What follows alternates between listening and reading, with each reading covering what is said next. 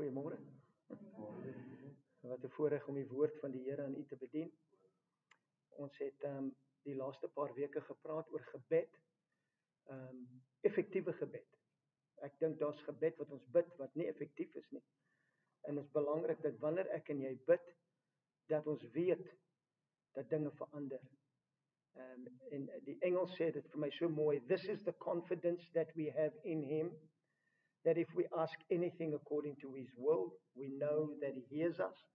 And if we know that he hears us, we know we have the petition of that which we ask of him. So ons sien dat God het reeds alles voorsien deur sy seun Jesus Christus. Jy hoef nie te soebat nie, jy hoef nie te pleit nie, jy kom net in jou reg.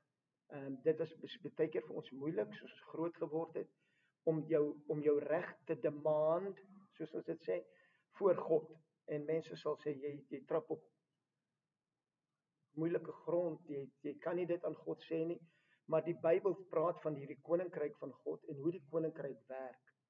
En ons het nou weer gesing van Jesus, hy is die koning van konings, hy is die koning, hy is nie in 'n demokrasie nie, en jy het jou opinie en hy het sy opinie nie, hy gee vir ons sy woord, en dis waaroor alles gaan, sy woord hou alles by mekaar, en hoe vinniger ek en jy kan saamwerk met die woord van God in ons lewe, en ooreenstem met wat hy sê, hoe vinniger word ons gebed effektief, en hoe vinniger gebeur dinge in ons geestelike lewe. Dis belangrik, so jy kan baie tyd mors in gebed, en beteken dit God hoor jou nie, dis nie wat ek sê nie, maar daar is 'n manier hoe om effektief te bid, en die eerste ding wat jy moet verstaan, jy het te doen met 'n koninkryk, en jy het te doen met regte. Wanneer die Bybel praat van woorde soos justification, righteousness, advocate with the Father, ek ken nie al die Afrikaanse woorde nie, maar julle weet waarvan ek praat, the counselor, dit is alles regstermes. So wanneer jy die Bybel lees buite die koninkryk van God, gaan jy hom nie verstaan nie, hy gaan vir jou bietjie deur mekaar lyk. Maar die realiteit is, wanneer jy terugbring na die koninkryk van God toe, en Jesus sê dit vir my en vir jou, doen hy nie. Hy sê, soek dan eers die koninkryk van God. En hoe hierdie koninkryk werk, sy geregtigheid, hoe sy geregtigheid werk in die koninkryk. En dan al die ander dinge waaroor jy bekommerd is, gaan vir jou wat? Gaan vir jou bygevoeg word. So wanneer jy die prioriteit reg kry, dan werk die ander goed, outomaties. Maar baie keer vind ek, ons hardloop die ander kant om, en ons wil al hierdie goed hê, en ons soek wat goed, God vir al hierdie goed, as jy net die en die en die, en al wat hy vir jou kan sê is, kom net terug na die koninkryk toe, die koning en sy regering, en doen dinge sy manier. Onthou, verstaan, jy het 'n advokaat met die Vader, Jesus Christus, die regverdige, en hy staan in jou plek. Hy sê vir die Vader, hy herinner die Vader gedurig oor dit wat hy vir jou losgekoop het. Die Vader kan net met jou deel deur Jesus. So enige geloof wat Jesus probeer om Jesus gaan, jy kan nie. Daar's net een manier na die Vader toe, en dis deur Jesus Christus en dit wat hy gedoen het. Sodra jy om hom probeer gaan, kan jy nie by die Vader uitkom nie. Inteendeel, mense wat dit probeer doen, is by die Vader net, ek het 'n verhouding met die Vader sonder Jesus, ek weet nie hoe geldig is jou verhouding nie, want die Bybel sê vir my, daar's net een manier na die Vader toe, en dis deur Jesus en sy versoeningswerk vir my en vir jou. So ek en jy moet dit verstaan, en die Bybel sê nie, my lewe is weggesteek in die Vader nie, dis nie wat die Bybel leer nie, my lewe is nou weggesteek in Christus, jou lewe is weggesteek in hom, ek is saam met Christus gekruisig, ek was nie saam met die Vader gekruisig nie, ek is saam met Christus gekruisig, ek lewe nie meer nie, so my verhouding met God die Vader is absoluut deur die volmaakte, perfekte werk van Jesus Christus, en dit wat hy gedoen het, en dis waarop ek staat maak, dis waarop jy staat maak, in jou verhouding met God die Vader, en op daai basis bid jy, alles wat Jesus klaar, ons het gesing, hy het die vyand uitgeklee, hy het in die openbaar oor hom getriomfeer, so die autoriteit is nou by my en by jou, wat jy kry is wat jy toepas, Jesus gaan nie opstaan aan die regterhand van die Vader en vir jou iets niets doen nie, dit was volbring, toe hy op die kruis sterf, alles is volbring, en nou moet ek en jy uitwerk, is hoe wandel ek saam met hierdie God,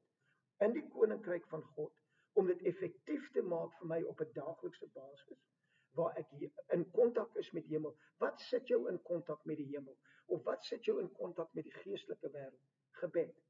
Dis hoe God dit gemaak het. As ek en jy nie bid nie, het ons nie regtig kontak nie. Dis hoe hy ons geleer het toe hy gebid het en ons verstaan. Die Onse Vader was net 'n raamwerk. Dit was nie 'n gebed wat ek en jy oor en oor opsê nie. Dit was 'n raamwerk, dit was 'n template van wat Jesus vir ons wou geleer het, hoe om te bid. Hy het nie gesê herhaal hierdie woorde nie. Dis nie waaroor dit gaan nie. En ons het so bietjie die Onse Vader ontpak. Maar vandag wil ek u nog 'n stapie verder vat. En ek gaan vir u 4 skrifte lees. Ek gaan die skrifte deurlees en dan sal ek terugkom en met u daaroor praat. Dis belangrik. Wat sien jy? Kom ek vra jou dit. Wat sien jy as jy bid? Niks. Ek bid net. 100%. Dit is hoe jy dit doen. Hoe suksesvol is jy?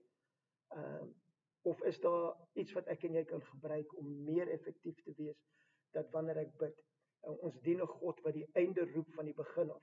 Hy sien die antwoord voor enige iets. En hy verwag van my en jou, ons is soos hy gemaak. Ons is in sy gelykenis, ons werk soos hy werk. Die feit dat jy dink ek en jy is anders as hy, ons werk anders as hy, dis nie die waarheid nie. Jy's 'n gees. Soos hy 'n gees is jy 'n gees. En toe hy in jou intrek, toe smelt jou gees saam met hom met sy gees, en nou werk jy soos hy werk. So jy moet kan glo dat jou woorde skep. Jou woorde het krag om te skep. Lewe en dood is in die mag van die tong. Hulle wat dit gebruik sal die vrugte daarvan eet. Ons praat dit, ons preek dit, maar ons pas op nie wat ons sê baie keer nie. En dit is belangrik dat ek en jy wel kyk wat ons praat. Wat die hart van vol is, loop die mond van oor. So dit is nie moeilik om te vind waaroor 'n persoon gedink het as jy met hulle begin praat nie. Dit vat nie lank vir daai wat in die hart is om uit te loop nie. En dis belangrik dat ek en jy seker maak dat die hart en die mond is in agreement. Hulle agree. Anders is jy dubbelsinnig of dubbelhartig en die Bybel sê 'n dubbelhartige of 'n dubbelsinnige mens kan niks van God ontvang nie. So jy en ek wil onsself in 'n plek kry waar my hart en my mond is dieselfde. Hulle sê dieselfde ding, hulle glo die ding, en dan wanneer ek my gedagtes of my geestelike oë kan kry om nog bo op dit saam te stem, dan het ek krag, want dan het ek 3 getuies wat saam getuig dat ek reg bid. So dit is belangrik. Dit maak 'n groot verskil in hoe ek bid, wat ek sien. Baie keer sê ons sien niks nie, en ek myself is baie skuldig daaraan, maar die kere wat ek wel die Heilige Gees gebruik het om my te help, om te bou die effek wat ek wil hê op die einde van die dag. En mense sê, maar jy doen jou eie wil, dit het niks met dit te doen nie. Wanneer ons dit so praat, verstaan ons nie die autoriteit wat Jesus vir ons gegee het nie, en wat so 'n rol ek en jy speel nie. Belangrik om te verstaan. God doen niks op hierdie aarde sonder 'n mens nie. Of sonder 'n dier. Elke keer wat jy kyk, hy moes iemand kry, hy moes 'n mens kry.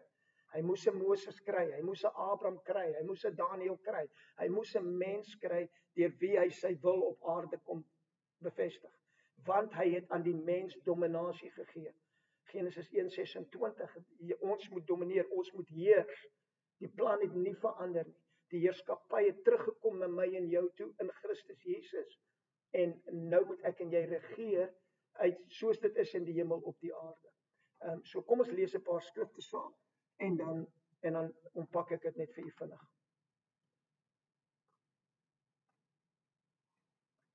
Hebreërs 11 vers 3 sê die Bybel vir my en vir jou: deur die geloof verstaan ons dat die wêreld deur die woord van God toeberei is, sodat die dinge wat gesien word nie ontstaan het uit sienlike dinge nie.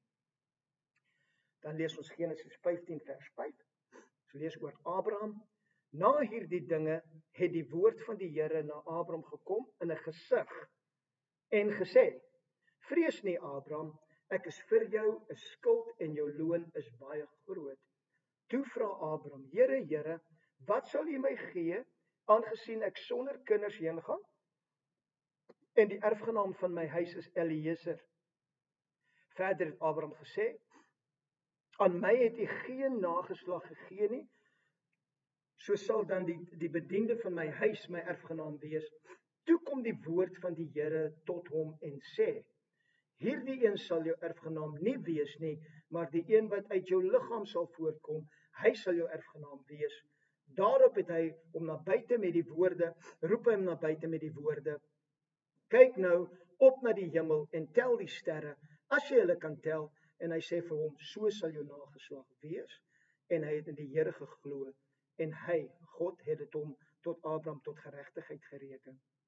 Dan lees ons 2 Konings 6 vers 17. En toe die dienaar van die man van God vroeg opgestaan en uitgaan, was daar 'n leer met perde en strydwaans rondom die stad. En sy dienaar sê vir hom: Ag my Heer, hoe sal ons maak? Maar hy antwoord: Vrees nie, want die wat vir ons is meer as die wat by hulle is. En Elisa het gebid en gesê: Here, open tog sy oë dat hy kan sien. En die Here het die oë van die dienaar geopen, dat hy kon sien. En met eens was die berg vol perde en waans van vuur rondom Elisa. En dan ons laaste skrif vir vanmôre, Efesiërs 1 vanaf vers 18. Bid Paulus die vir ons, hy sê: Ek hou ook nie op om vir julle te dank en aan julle in my gebede te dink nie, dat die God van ons Here Jesus Christus, die Vader van die heerlikheid, aan julle die gees van wysheid en openbaring in die kennis van hom, Jesus, mag gee. Verligte oë van julle verstand. Verligte oë van julle verstand, sodat julle kan weet wat die hoop van sy roeping en wat die rykdom van die heerlikheid van sy erfdeel onder die heiliges is, en wat die uitnemende grootheid van sy krag is vir ons wat glo, na die werking van die krag van sy sterkte, wat hy gewerk het in Christus, toe hom uit die dode opgewek het, en hom laat sit het aan die regterhand in die hemele, bo alle owerheid en mag en krag en heerskappy en elke naam wat genoem word, nie alleen in hierdie wêreld nie, maar ook in die toekomstige. Dit is die woord van die Here vir ons vanmôre. Kom ons begin, ons kyk na Hebreërs 11 vers 3. Die Bybel sê: deur die geloof verstaan ons. Dis iets wat ek nie verstaan. Geloof help ons verstaan. Verstaan ons wat? Dat die wêreld deur die woord van God toeberei is. Die wêreld is deur die woord van God gemaak, dis wat hy sê. Sodat die dinge wat gesien word nie ontstaan het uit sienlike dinge nie. Die onsienlike realm is meer werklik as die fisiese realm. Alles wat jy in die fisiese realm sien, het in die geesteswêreld begin. Hierdie dingetjie wat ek hier het, waar kom hy vandaan? Wie besluit? Een of ander tyd moes iemand gedink het, ek is nou moeg van die iPad hou, dit sal lekker wees om my iPad op iets neer te sit. Dit was 'n gedagte, dit was 'n idee. Hierdie preekstoel, soos ons hom noem, was iemand se idee van, weet jy wat, as ons iemand kry om te praat, hulle wil seker hulle goed neersit, hoe gaan ek dit maak? En hulle het 'n gedagte gehad, hulle het dit gesien in die gees, in hulle verbeelding het hulle dit gesien, en gesê, weet jy wat, ek sal like, hy moet so lank wees, hy moet so wees, en so waar het dit ontstaan? Waar die preekstoel ontstaan? Waar die stoel waarop jy sit ontstaan? Iemand het besluit eendag, ek is nou dik vir op hierdie klip gesit, my boutjies is nou nie meer so sag nie, as wat hulle moet wees nie, ek sal like om op iets sagter te sit, wat kan ek doen? Wat kon ons doen? Die ou wat op die grond gelê en slaap het moes een of ander gedink, weet jy wat tras? Waar kom dit vandaan? Daar's niks wat op hierdie aarde bestaan wat nie uit die geesteswêreld uitkom of uit die verbeeldingswêreld uitkom nie. God sê dit, die hele wêreld is so gemaak. Ek weet vir my kop is dit onmoontlik om te bestaan dat hierdie is klomp atoms en goed wat hierdie ding bymekaar maak, dat hierdie is nie eintlik werklik nie. Die goed is so kondens dat dit 'n vaste stof maak. Maar dis nie, ek weet, my kop wil dit kan nie, dit moet wees, ek hoor daar, dis hard. Maar hierdie ding, wanneer jy ontbreek, gaan daar niks toe nie. Dit was alles gemaak deur geestelike dinge. Nou sê die Bybel vir my en vir jou, die wêreld was so gemaak. Ons verstaan dit deur geloof. So wat ook al jy in hierdie wêreld wil hê en gaan maak, raai waar gaan dit vandaan kom? Dankie Marius. Dit gaan vandag afkom van hoe jy dink oor jou gebed. Wat se vorm maak jy? Wat se picture het jy wanneer jy bid? Wanneer jy bid vir jou kinders, wat sien jy? Sien jy die moeilikheid, sien jy die probleme, of sien jy hulle gelukkig, hulle is opgewonde oor die lewe, hulle is bly oor die kleinkinders? Die realiteit mag wees, die feit mag wees, dis chaos in daai huis. As jy dit bid, en jy bid net chaos, raai wat gaan jy meer kry?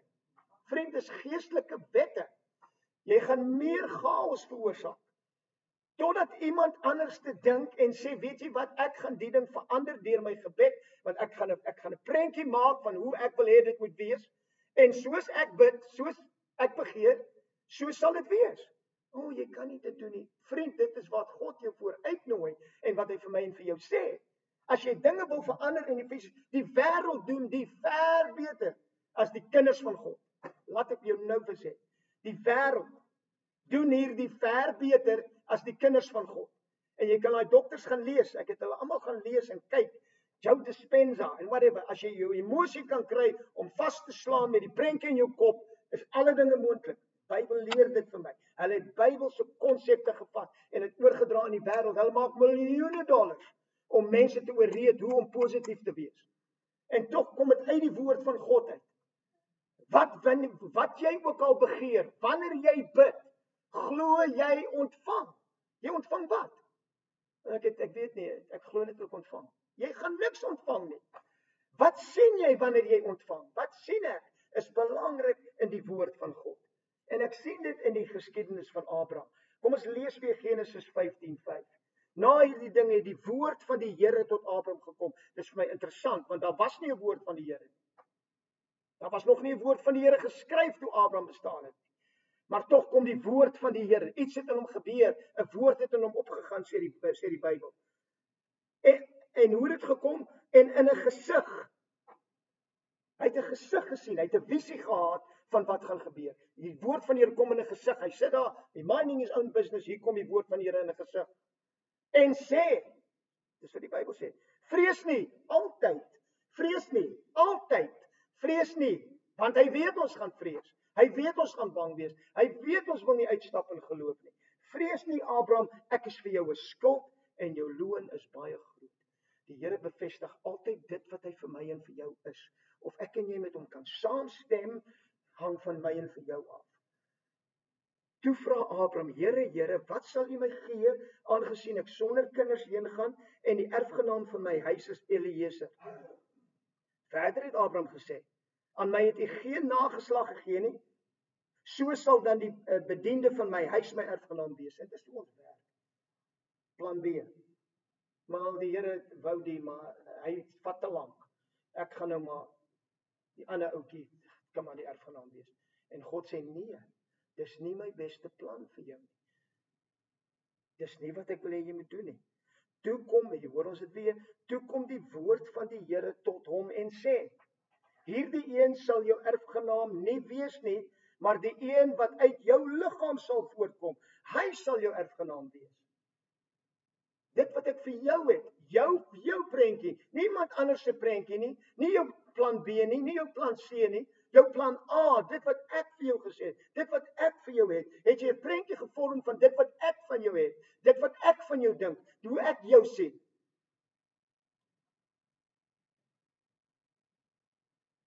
En dit is waar die verskil kom hierso. Daarop lei hy hom uit na buite met die woorde. Wat het hom na buite toe gelei? Die woorde. Hy lei hom buite toe met die woorde. Baie keer moet jy uit jou tent uit kan kom. Jy moet uit die omstandighede kom waarmee jy besig is. Jy moet uitkom en die sterre sien. Jy moet kan vergroot. Jy moet kan sien dit wat God sien. Anders is jy in jou tentjie en dis hier's God en dis hoe hy bly en hy doen net so en hy maak net so. Inteendeel, sê hy vir my en vir jou, kom uit jou tent uit. My woord bring jou uit. Kyk op na die sterre. As jy hulle kan tel. Kan jy dink in daai tyd hoe sy die sterre gelyk het in daai woestyn as jy uitloop? Kan jy dink? Ons kan dit nie vandag hier sien nie, ons het soveel ligte, maar kan jy dink hoe die sterre moes gelyk het? Kan jy dink hoeveel moes gewees het? As hy moes een vir een staan en tel, hoe lank sou dit hom gevat het? Maar wat moes God doen? Hy moes sy prentjie verander van dit wat hy sien. Want al wat hy gesien het, is sy eie liggaam, Sarah se liggaam. die belofte van God en plan B, hier's hierdie ander kind. Kom ons werk die rol. En God sê, jy kry nie die prentjie nie. Jy verstaan nie dit wat ek vir jou probeer doen nie. Kom uit jou tent uit, kom kyk na die sterre, kom sien dit. En toe hy dit sien, toe vergroot iets in hom en hy dink, maar hierdie God wat ek dien is baie groter as wat ek kon maak in my eie lewe. En die Bybel sê vir my en vir daarom het hy God geglo. En dit is hom tot geregtigheid gereken. Niks wat hy gedoen het om geregverdig te word. Hoe is dit vir hom gereken? Hy het geglo. Hy het net God se prentjie geglo. God se hoop geglo. Dit wat God gesê het geglo. En hy het daarby gebly. En nou lees ons, as jy in die boek van Romeine lees, van hoe hy nie verswak het in geloof nie, maar hy was versterk in geloof en het aan God die eer gegee, hoe hy nie gekyk het na sy eie dooie liggaam nie, en Sarah se dooie liggaam nie, maar hy was versterk in die geloof. Hoe was hy versterk in die geloof? Hoe het hy op kop gebly? Hoe het jy gebly? Dis die prentjie, die sterre. Elke keer wat jy kyk na jou dooie liggaam of die omstandighede, dan vat jy jou aandag af en jy bring dit terug na dit wat God sê, en ek kyk na die sterre. Ek kyk na dit wat hy gesê het wat is moontlik. Nou word my gebed effektief. Terwyl ek daar bid, ag Here, dit is Sarah se liggaam, ek weet nie hoe jy dit gaan doen nie, ek weet nie hoe jy dit kan doen nie. Ag Here, my eie liggaam, ek weet nie hoe gaan dit werk nie. En ons klaar en ons sê dieselfde ding oor en oor en ons verwag om ons gebed geantwoord te kry. En God sê, my hande is gevou, ek kan vir jou niks doen nie, want jy bly nie by die prinsipe van die koninkryk van God nie. Jy is nie besig om jou reg te doen. Ons het gelees van die weduwee laasweek, het ons nie? Hy het hierdie gelykenis vertel, sodat mens altyd sal bid en nie wat nie. En nie moed verloor nie. Ons verloor moed, want dinge gebruik, maar ons gebruik die Bybel sê vir my, daai weduweetjie het gekom na die regter toe. Die regter het geen aansig vir God gehad nie. Geen aansig vir mens nie. Daai regter was teen haar, teen alles wat sy, maar sy het gekom, op wat het sy gekom? Op die feit dat sy 'n weduwee was en haar man was dood, en ag, as jy maar net, my man is dood, ek weet nou nie wat ons gaan doen nie. Dis nie waarop sy gekom het nie. Sy het gesê, doen aan my reg. My reg is, en dis dieselfde hoe ek en jy moet bid. Dit is my reg as 'n koningskap burger van die koninkryk van God. Dit is my reg. Dit is wat, maar wat sien jy wanneer jy dit doen? Dit maak saak, dit tel. Of jy weet in jou gees dat dit gaan gebeur, want ek sien dit, ek glo dit, ek spreek dit. En wat mense gaan vir jou sê. En gewoonlik is dit mense in wie se lewe niks gebeur. En wat ek daarmee bedoel, die krag van God is just, hulle bid, hulle doen al die regte dinge, lees die Bybel en goed, maar daar's niks, daar's geen krag nie. Want hulle gaan oordeel en sê, jy weet wat, jy maak net goed op. Dis hoe God werk. It's make believe. Ons hoor die gesegde in die Engels, né? Seeing is believing. Né? Maak so. Seeing is believing. I will believe it when I see it. Dit kan werk. If I see it in my spirit and I see what God is doing and I believe that. Maar ek wag nie vir dinge, want as ek net moet bely wat in my lewe gebeur, ek wil sê dit sal. Ek bely nie die probleem nie. Ek bely die antwoord. Ek bid die antwoord. Ek bid oor die God wat die hemel en die aarde gemaak het. Ek sê saam, ek werk saam met hom en sê dis my omstand, dis die feit. Jy kan nie sê, moet net nie een van daai word wat, wel, die dokter het nou dit gesê, wel, dis nie waar nie. Dis waar. Die scans wys dit, die ekstrale wys dit, die alles wys dit. Dis die feit. Wat gaan jy daarmee doen? Gaan jy vrees? Die eerste ding wat altyd gebeur, die eerste ding wat jou gryp is vrees. Wat gaan ek nou doen? Wat is die uitslag? Hoe gaan ons dit werk? Wat gaan gebeur? Dis hoekom God altyd vir my en vir jou sê, moenie vrees nie. Stop dan, begin wees versigtig wat jy volgende gaan sê.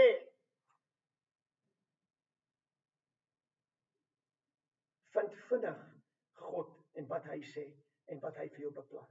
En vriend, en jy glo dit, daar gaan baie mense wees wat jou gaan teenstaan en wat vir jou gaan sê, dis nie hoe dit werk nie, jy kan nie dit doen nie, laat hulle net aangaan soos hulle aangaan, en laat hulle die resultate kry wat hulle kry. Dis nie jou probleem nie, dis nie jou bekommernis nie. Kan jy uitskif in geloof en God glo? Dis die vraag wat ek en jy moet antwoord. Is jy 'n gelowige? Raai wat doen 'n gelowige? Dankie Natasha. Hy glo. Dis wat die kern is. As jy 'n gelowige genoem word, dan doen jy iets. Jy glo. Glo wat? Glo die omstandighede. Of glo die God bo die omstandighede. Dis belangrik. Ons sien dit in 2 Konings 6:17 waar die handlanger, die huurling van Elisa kom en hy kom uit en hy sien die omstandighede. Hy sien al die strydmaans en hy sien die vyand en hy sê wat gaan ons doen? Selfde vir my en jou. Jy sien die omstandighede, wat gaan ek doen? En die profeet vra die Here. Hy sê Here, maak tog sy oë oop dat hy kan sien. Jy moet kan sien ver bo die omstandighede en dit wat om jou is. Jy moet, vriend, jy moet jou gedagtes kan lig en sê hierdie is die omstandighede, maar my God is groter. En Elisa sê vir hom, Here, maak oop sy oë. En toe sy oë oop gaan, toe sien hy wat? Hulle wat vir jou is ver meer as hulle wat teen jou is. Maar wanneer jy vasgevang word in die omstandighede en hier wat voor jou is, en dis al wat jy kyk, en dis al wat jy sê, en dis al wat jy bely. Ons het gepraat daaroor, 4 weke terug. Jesus is die hoëpriester van wat? Van jou belydenis.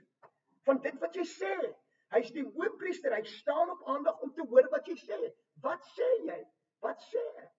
Wat gee ons die koning om mee te werk? Sê ons vir die koning, ons verstaan jou koninkryk, dit is wat jy gedoen het, dit is wat ons glo, dis ons lewe werk, dis die fondasie, ons weier om iets anders te glo. Ja, maar jy, luister vir my, doen net dit wat ek jou leer hierso, en kyk wat gebeur met jou gebedslewe.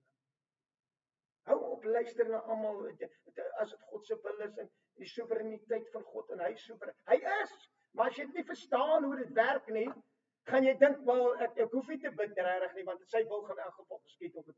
Dis nie hoe dit werk nie. Dis nie hoe dit werk nie. Jy's 'n medewerker saam met Jesus Christus. Ek en jy's gesande, ambassadeurs van hom. Ons werk saam.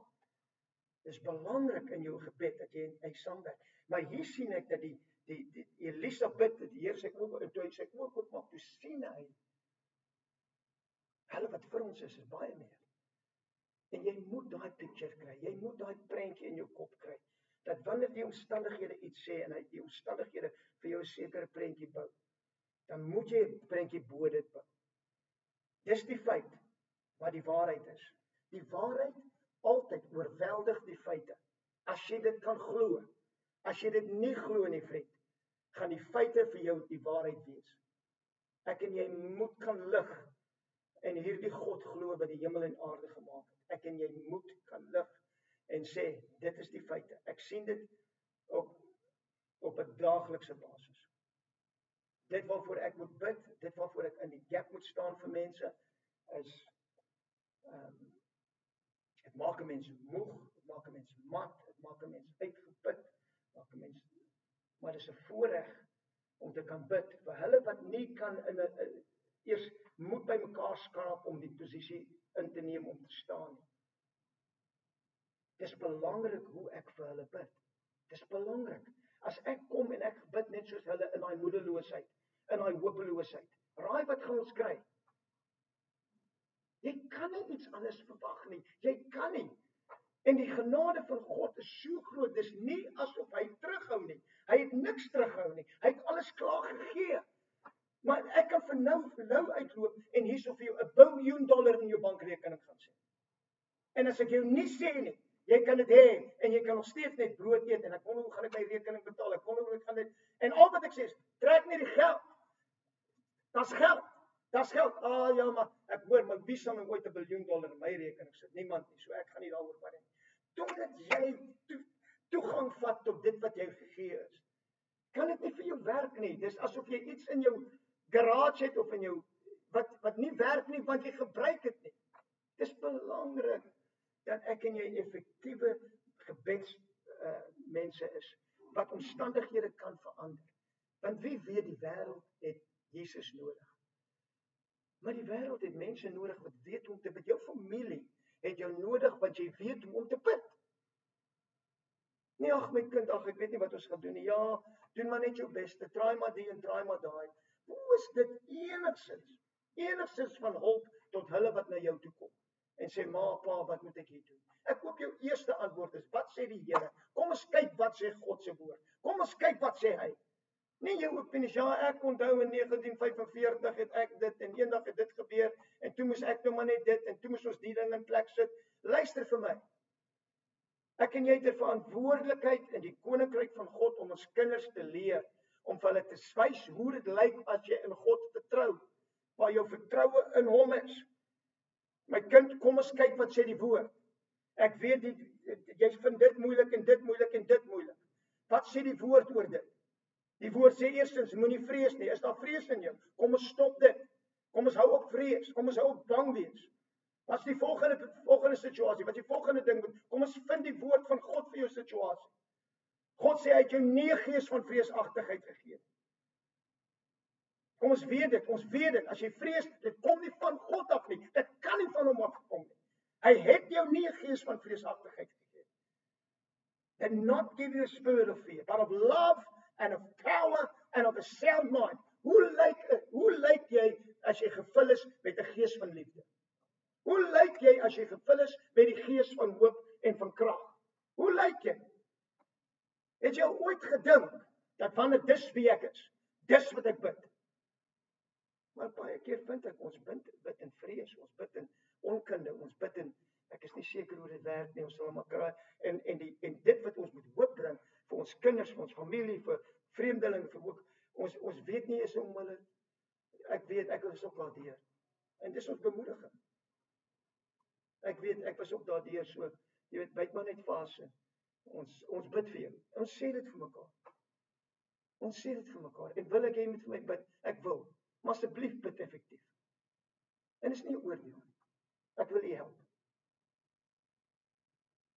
Die koninkryk van God is 'n lewendige koninkryk. Die koning wat ons dien is 'n lewende koning.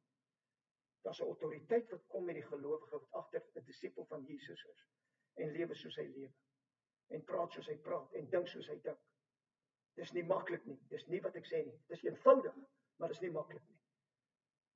Dit kos jou hele lewe.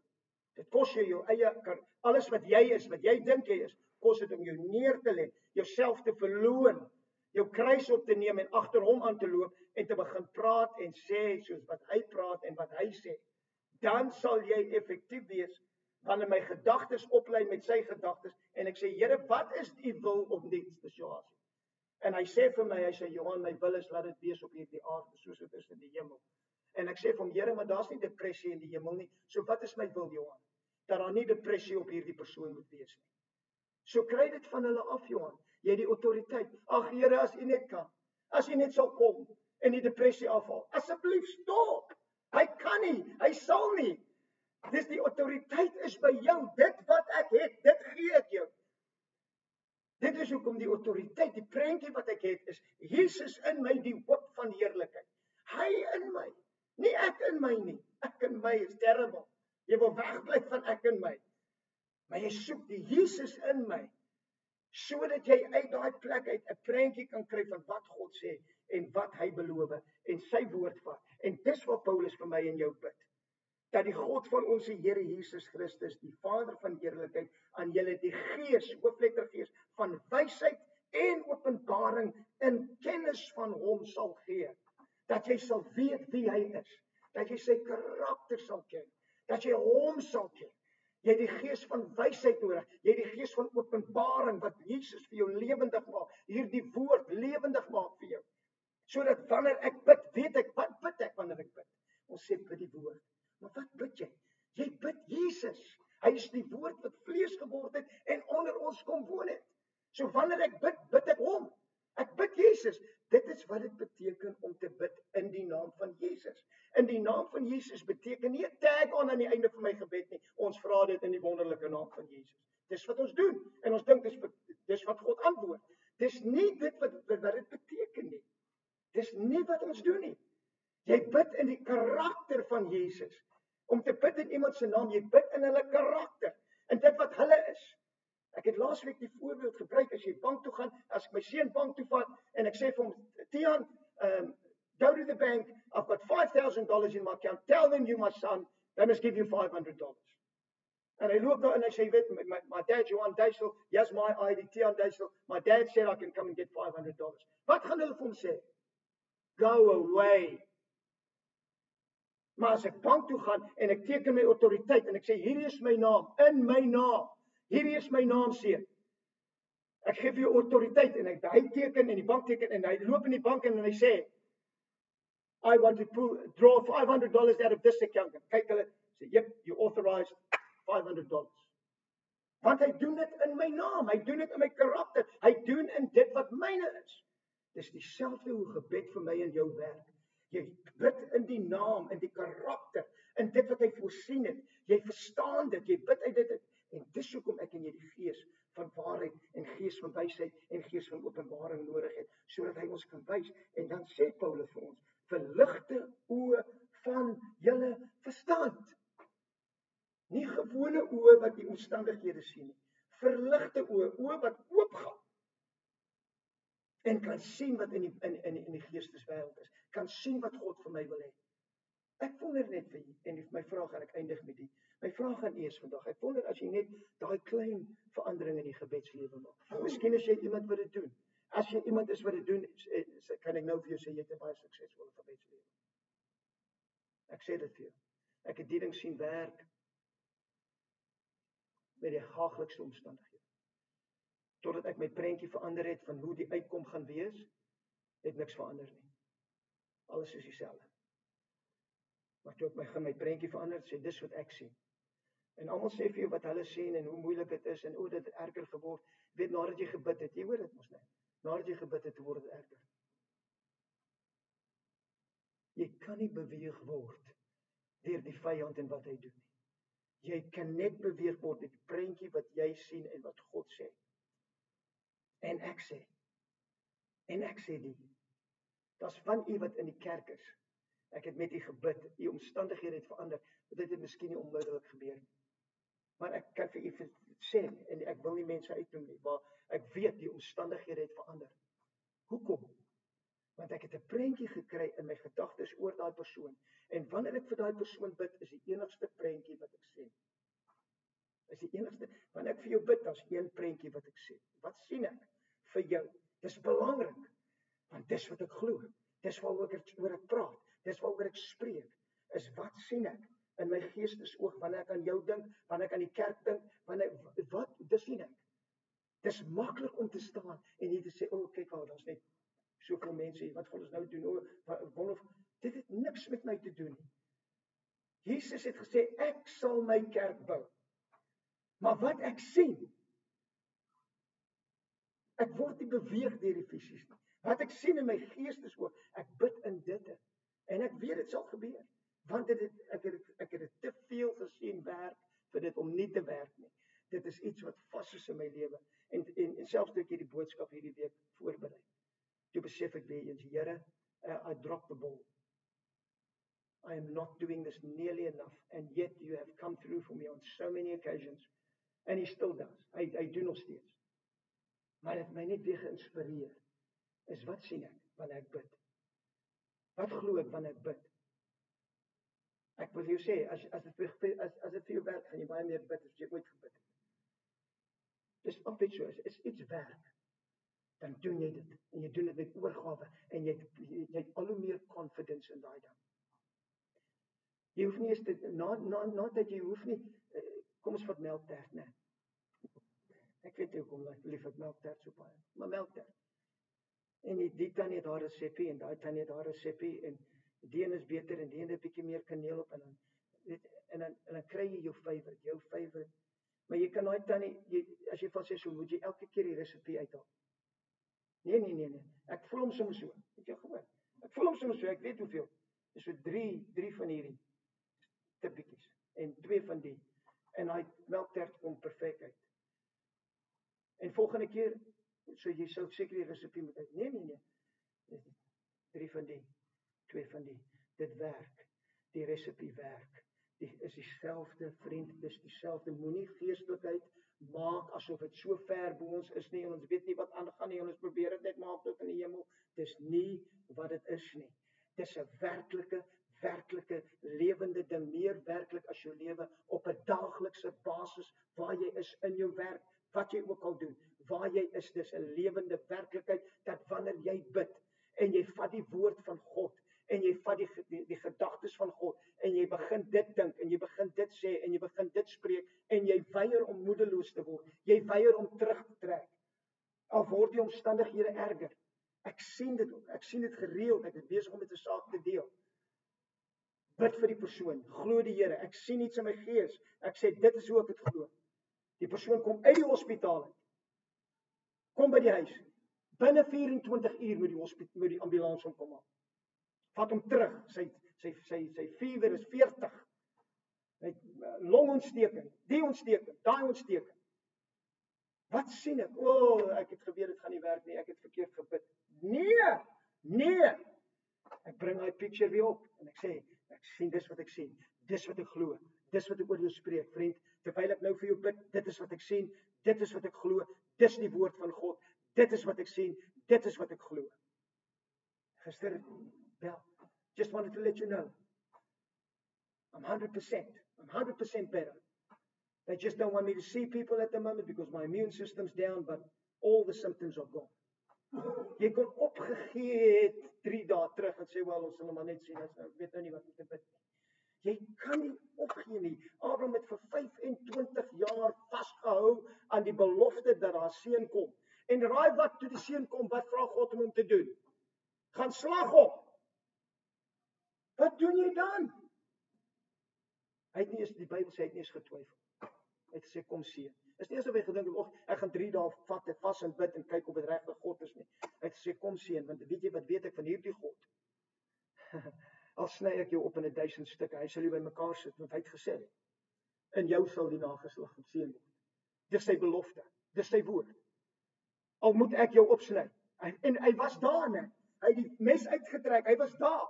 Terwyl hy afkom, sê God, stop! Kan jy dink as jy God nie luister nie? Jy ken nie sy stem nie. God sê, stop! Maar die Bybel sê, dat alhoewel hy dit al sou ek hom opsny, sou God hom bymekaar moes sit, want God het beloof. Ons kan nie beweeg word deur die omstandighede. Ons word beweeg deur God se woord, sy beloftes, dit wat hy sê, en die prentjie wat die Heilige Gees ons gee, en ek beloof jou dat wanneer jy dit toepas, en wanneer jy so bid, gaan jy effektiewe gebed hê in jou lewe, en jy gaan 'n verskil maak, nie net in jou lewe nie, maar hulle om jou. Jy sal omstandighede kan omkeer. En dis nie oor wie jy is nie, dis oor wie hy is wat in jou is.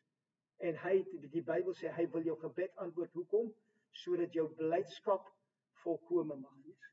God wil nie hê jy moet met suur gesig rondloop en niks werk nie, en ek weet nie of dit gaan werk nie. Hy wil hê jy moet vol blydskap wees, want hy antwoord jou gebed, en wanneer jy bid, verander situasies en sake. Kom ons staan, bid ons saam. Dankie vir u woord. Dankie vir die uitdaging. Daar waar ons in ongeloof is, ons wil uitroep, soos die persoon in die Bybel, help ons ongeloof. Jy het alles vir ons gedoen. Alles is tot ons beskikking. Help ons om dit te gebruik. Help ons om effektief geleer te word hoe om te bid en te glo in dit wat ons bid. Dat wanneer ons bid, nie as ons bid nie, wanneer ons bid, verander situasies en sake en omstandighede, want ons verstaan hoe dit werk. Dieselfde as daai Romeinse leier wat gesê het, ek verstaan hoe dit werk. Ek verstaan hoe autoriteit werk. Ek sê vir die een gaan en hy gaan, ek sê vir die een kom en hy kom. Dieselfde manier werk my gebed vandag, Here, en werk hulle wat my hoor se gebed vandag. Ons ken die autoriteit waarin ons staan. En ons weier dat dinge net symal sal wees. Maar ons bid vir bonatuurlike wonderwerke in die wonderlike naam van Jesus, en ons dankie daarvoor. Amen.